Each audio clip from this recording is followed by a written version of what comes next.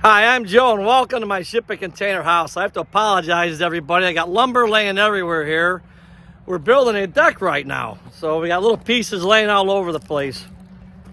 Little tip for everybody out there: don't leave your lumber in the sun. Can you see that board right there? Well, you know the boards when I bought them, they were wet, and they were in the sun. They dried out and they twisted. So, a little tip for everybody: don't leave them in the sun too long.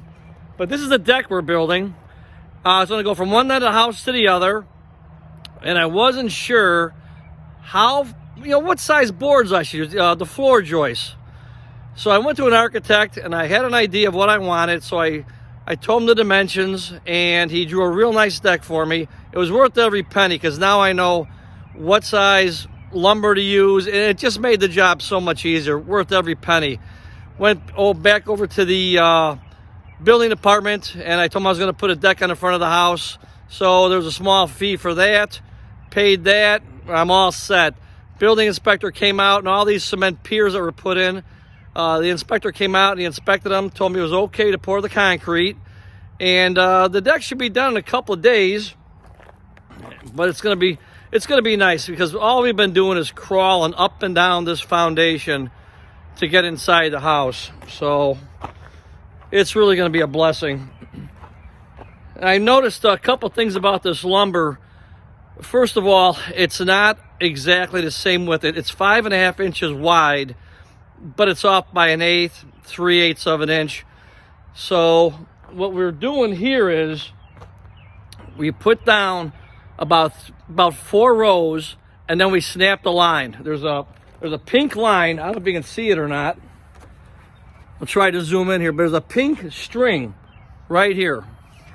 And what we're going to do is we're going to send a board all the way down, and then we'll put down about 4 more rows here. Another pink string all the way across, because I noticed the boards, because of the different dimensions and the spacing we were using, they were starting to get crooked. So about every 4th row, we're going to make it nice and straight. Also, I want to make sure I'm parallel with my post, because I don't want to be, start here, get to the other end, and we're off by 1 inch. It's going to be very noticeable, so we don't want to do that either.